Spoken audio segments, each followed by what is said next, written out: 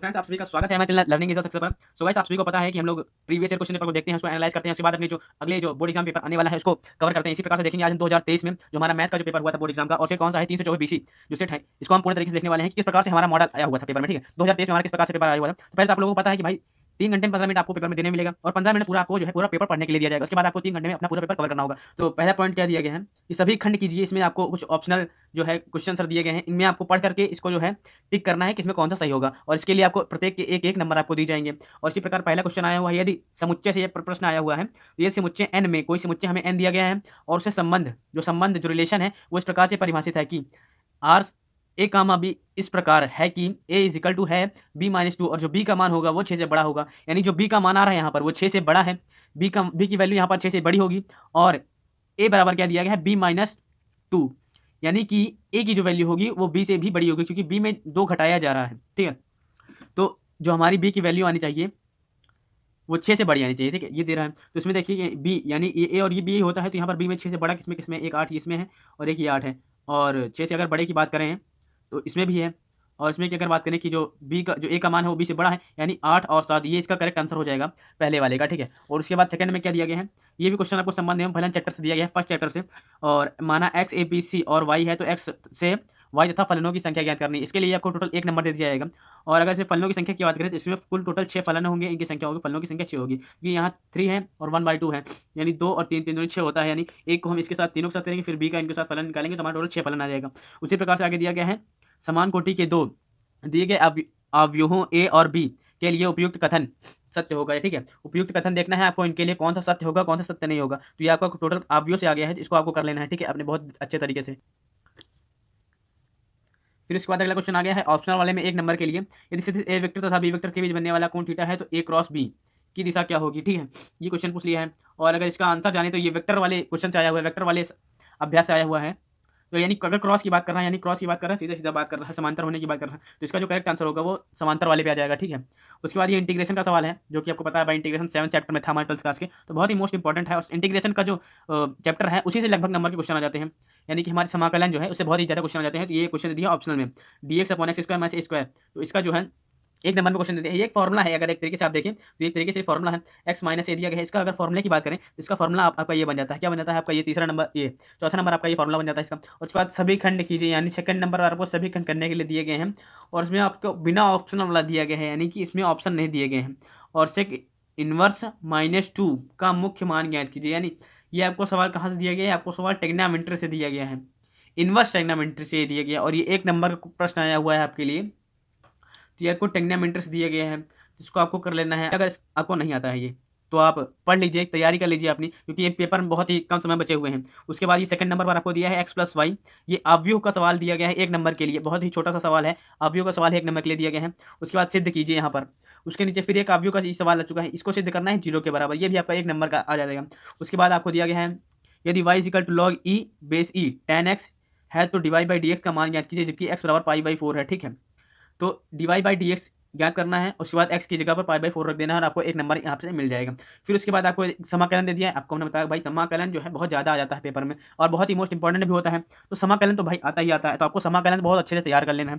तो a⁴x × e⁴x × dx, ठीक है, तो इसका समाकलन आपको देख लेना है, और ये पेपर में लगभग बहुत ही इंपॉर्टेंट है और लगभग बार आता है। ठीक है, तो बहुत ही ये इंपॉर्टेंट है और बहुत ज़्यादा आ चुका है ये वाला क्वेश्चन अगर देखा जाए 1 नंबर के लिए। उसके बाद फिर थर्ड नंबर में आपको दिया गया है, इसमें भी सभी खंड करने हैं। तो अभी तक जितने भी हमारे क्वेश्चन 1 नंबर 2 नंबर के आ रहे हैं उसमें सभी खंड करने हैं, कंपलसरी हो गया है। और इसमें दिया गया यदि x बराबर sin y है तो सिद्ध कीजिए कि 1 - x² d² y/dx² = x dy/dx। तो ये आपको जो क्वेश्चन 2 नंबर का ये क्वेश्चन दिया गया है, ये आपको क्वेश्चन दिया गया है अवकल समीकरण से, यानी डिफरेंशियल इक्वेशन से आपको समीकरण दिया गया है, ये क्वेश्चन दिया गया है 2 नंबर। बहुत ही आसान सा क्वेश्चन, आपको अगर पढ़ा होंगे आप लोग अगर पढ़े होंगे डिफरेंशियल इक्वेशन तो आपको ये क्वेश्चन बहुत ही आसानी से आ जाएगा।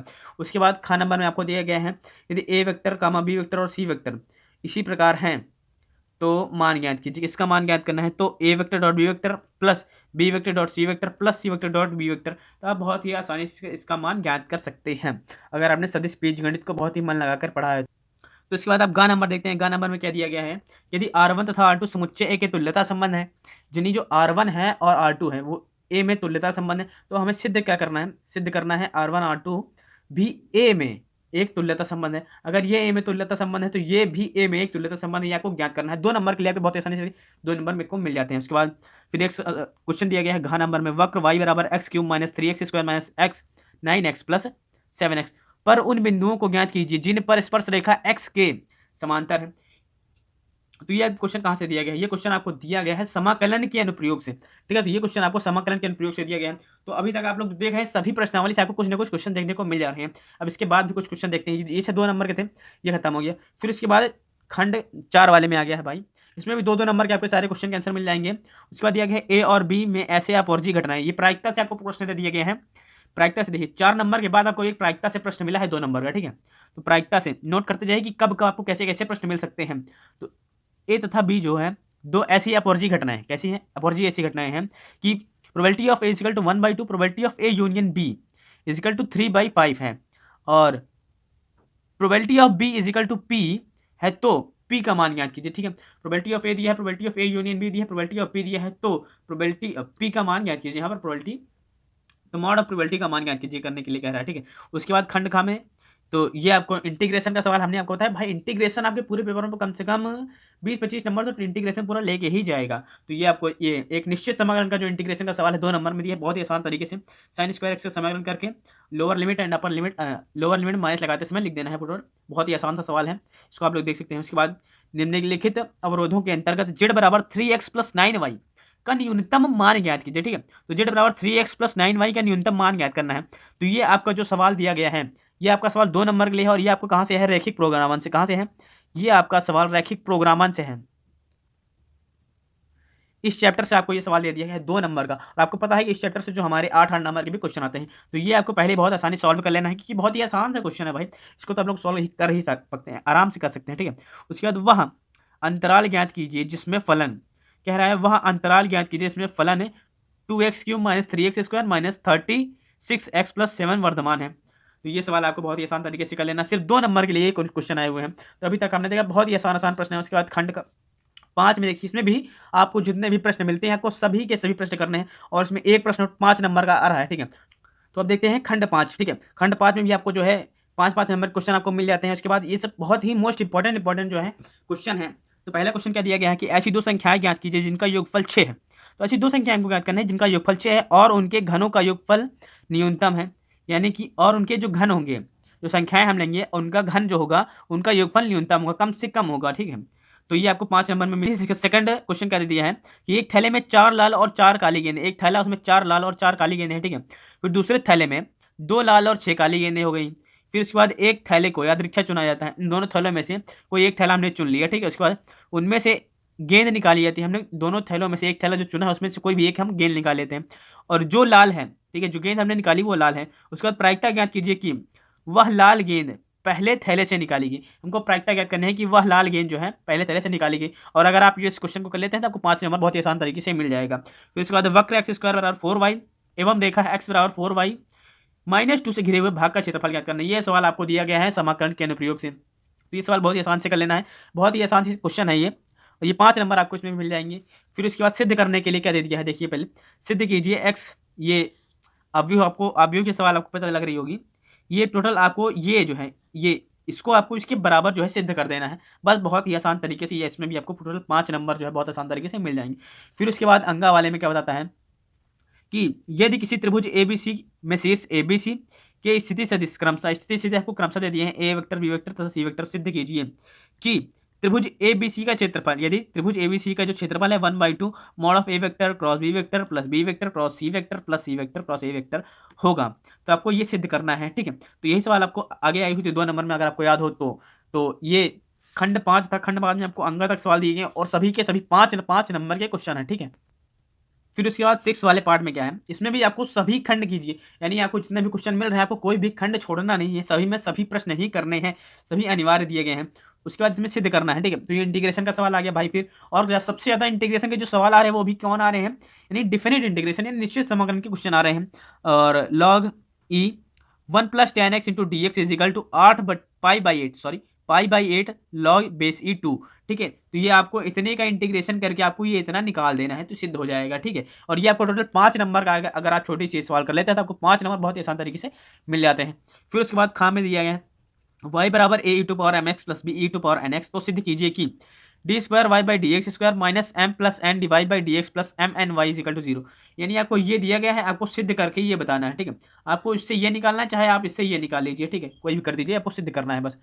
और वहाँ पर क्या कह रहा है, जहाँ पर ए तथा बी स्वेच्छ अचर है, ठीक है, यहाँ पर ए और बी क्या है, यहाँ पर स्वेच्छ अचर हो जाएंगे।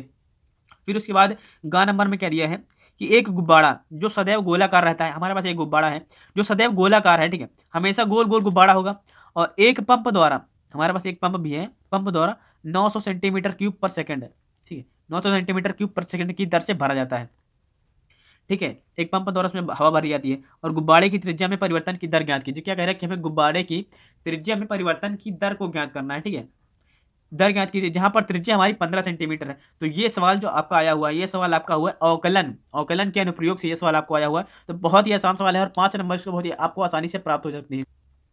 तो ये गुब्बारे वाली सवाल खत्म होगी, अवकलन के अनुप्रयोग से थी 5 नंबर की, बहुत ही आसान सवाल है, स्टार्टिंग की शायद दूसरी ही सवाल होगी, ठीक है, एनसीईआरटी किताब की। उसके बाद ये घा में क्या दिया, एफ ऑफ एक्स बराबर एक दिया गया है x mod of x minus three and zero. तो ये आपको जो सवाल आपको दिख रही है, ये सवाल आपके अवकलन से है, यानी अवकलन तथा सात्यता तथा अवकलनीयता जो चैप्टर था, 5वां चैप्टर आपको वहां से दिया गया है, और 5 नंबर के लिए भी है, 5 नंबर के लिए ये भी है, ठीक है। क्या कह रहा है कि इस फलन द्वारा परिभाषित फलन की x बराबर 3 पर सातत्य तथा अवकलनीयता की जांच कीजिए, ठीक है। तो इस फलन की हमें x बराबर 3 पर सातत्य तथा अवकलनीयता की जांच करनी हो जाएगी, ठीक है। तो इसके लिए आपको बहुत ही आसानी से 5 नंबर मिल जाएंगे, ठीक है। तो ये सब आपने बहुत ही मन लगाकर पढ़ा होगा, हम आशा करते हैं। फिर उसके बाद अवकल समीकरण, अवकल समीकरण का ये प्रश्न आया हुआ है, x plus 3y square D Y by D X equal to Y को हल कीजिए।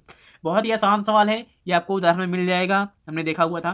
तो इसको आप बहुत ही आसानी से सॉल्व कर लेंगे, 5 नंबर आपको यहाँ से भी बहुत ही आसानी से मिल जाते हैं। फिर उसके बाद आप चलते हैं 7वें खंड की ओर। क्या लिखा है, कोई एक खंड कीजिए, ठीक है। तो आपको इसमें 2 खंड दिए हुए हैं, जैसे कि यहाँ पर ये 2 क्वेश्चन दिए हुए हैं, एक का सिद्ध करना है ये, और ये खा।